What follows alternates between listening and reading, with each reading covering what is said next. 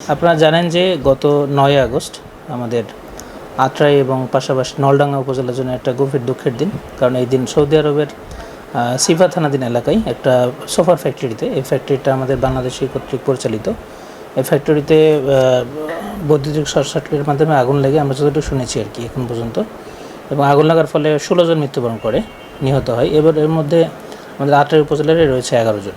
এই ঘটনা জানার পরে আমি প্রায় 8টা বাড়িতে ভিজিট করি এ পর্যন্ত, এবং ভিজিট করার পরে তাদের আমরা লাশ আনার বিষয়ে দূতাবাসের সাথে যোগাযোগ করি, জেলা প্রশাসন এবং উপজেলা প্রশাসন।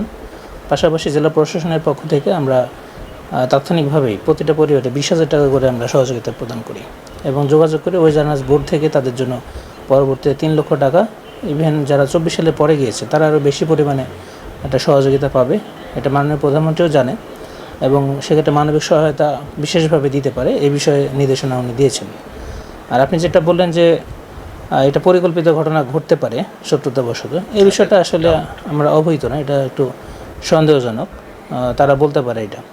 তো সেই ক্ষেত্রে আমার মনে হয় আপনি যেটা বললেন এটা প্রথম শুনলাম আমি, তো এটা আমরা ঊর্ধ্বতন কর্তৃপক্ষকে বা দূতাবাসকে জানাবো। হত্যাকাণ্ড তারা বলছে তাদের জি জি জি হয়ে থাকতে পারে, তারা ইনভেস্টিগেশন চায়, সেক্ষেত্রে আপনাদের কোনো কিছু করার আছে? সেক্ষেত্রে আমি দূতাবাসের সাথে যেহেতু আমার প্রতিদিনই যোগাযোগ হয়। কোন ক্ষেত্রে একটু যদি বলেন যে হত্যাকাণ্ড? জি জি জি আপনি যেটা বলছেন যে হত্যাকাণ্ডের বিষয়ে যদি কেউ উত্থাপন করে, তো সেক্ষেত্রে আমি বলবো যে আমরা দূতাবাসের সাথে যোগাযোগ করে এই বিষয়টা অবহিত করতে পারি যে আমাদের পরিবারের কোনো সদস্য এটা হত্যাকাণ্ড বলে দাবি করতে পারে। আমার কাছে সরাসরি বলে নাই, কিন্তু বিভিন্ন মাধ্যমে জানতে পেরেছি। তো সেক্ষেত্রে আমরা দূতাবাসকে জানাতে পারি, সৌদি আরবে যে বাংলাদেশের দূতাবাস রয়েছে তারা এই বিষয়ে প্রয়োজনীয় উদ্যোগ গ্রহণ করবে।